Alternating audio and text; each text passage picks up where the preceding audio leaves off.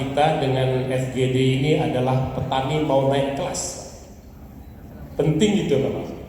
Karena di negara-negara maju sana, negara itu maju kalau petaninya hebat gitu, kalau petaninya naik kelas. Jadi saya kira semangat para petani yang hebat-hebat mau naik kelas ini patut kita dukung bersama, Pak Rudi, Pak Wali, Ibu, Pak Bupati, mari kita bantu. Dan saya kira temanya juga tepat itu, peremajaan infrastruktur dan pengembangan sumber daya manusia. Sudah cocok lah, sudah sesuai dengan upaya untuk mengangkat agar para petani kelapa sawit ini naik kelas. Namun tadinya saya pikir petani itu ya kesan umum kita petani itu Pak.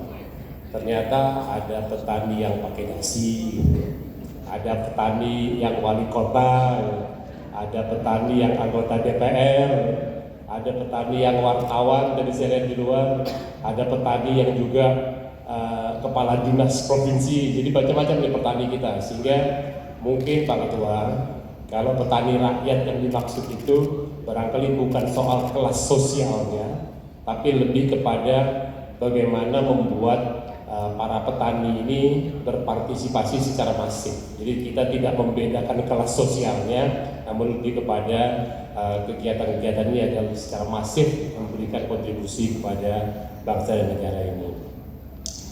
Kemudian saya, kalau kita lihat komoditas kelapa sawit saja, kita tahu lah ya, tadi sudah banyak disampaikan oleh Pak Ketum, Pak Rudi, Pak Wali Kota. Sawit memang salah satu tulang punggung perekonomian Indonesia, termasuk kita di Bangka Belitung. Namun konotasi petani sendiri, saya berharap kiranya kita tidak saja bergerak di komoditas ini saja, Pak Ketum dan Bapak Ibu para petani.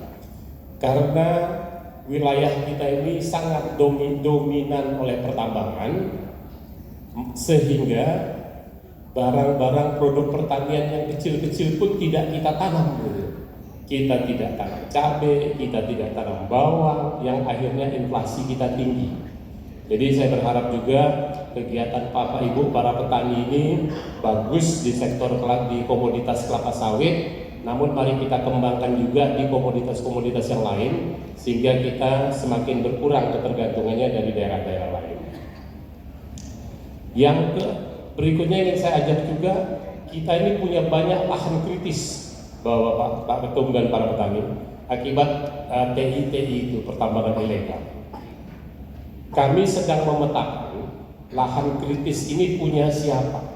Kalau milik pemerintah, saya akan sampaikan kepada Pak Ketum dan para petani, mari kita tanam lahan-lahan kritis bekas tambang itu agar menjadi produktif.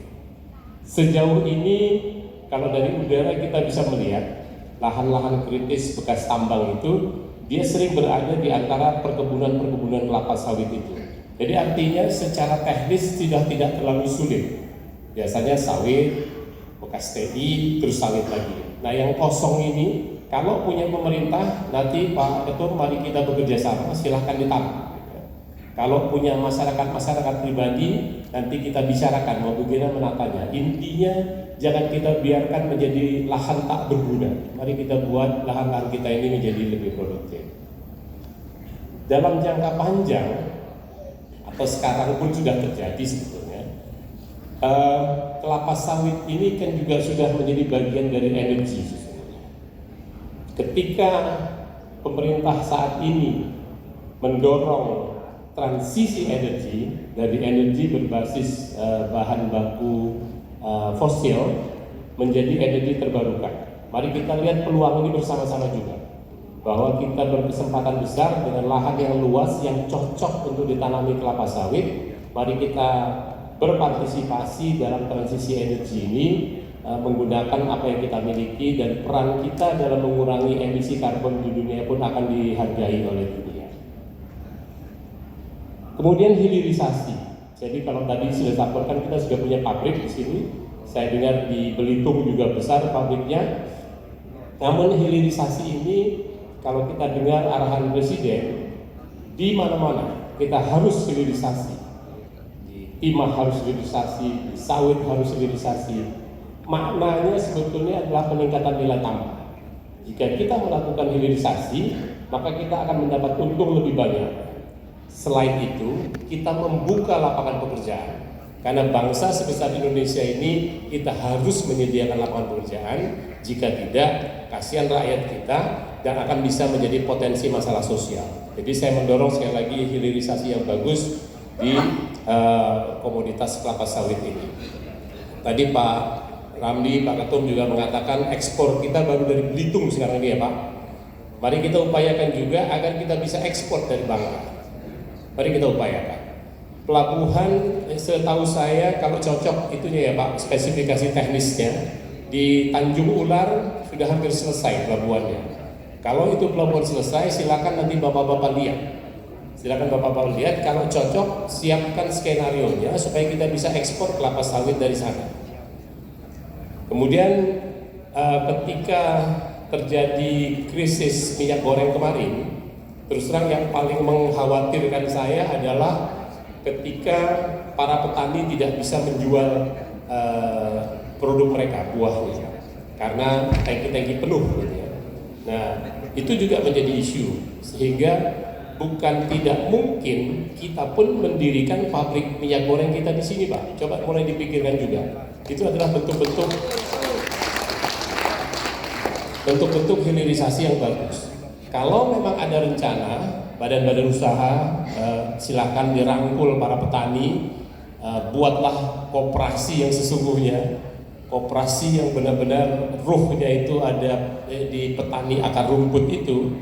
Kami pemerintah akan memfasilitasinya sehingga nanti bapak-bapak betul-betul naik kelas tadi yang disampaikan oleh Pak Ketum itu akan terjadi di wilayah kita ini.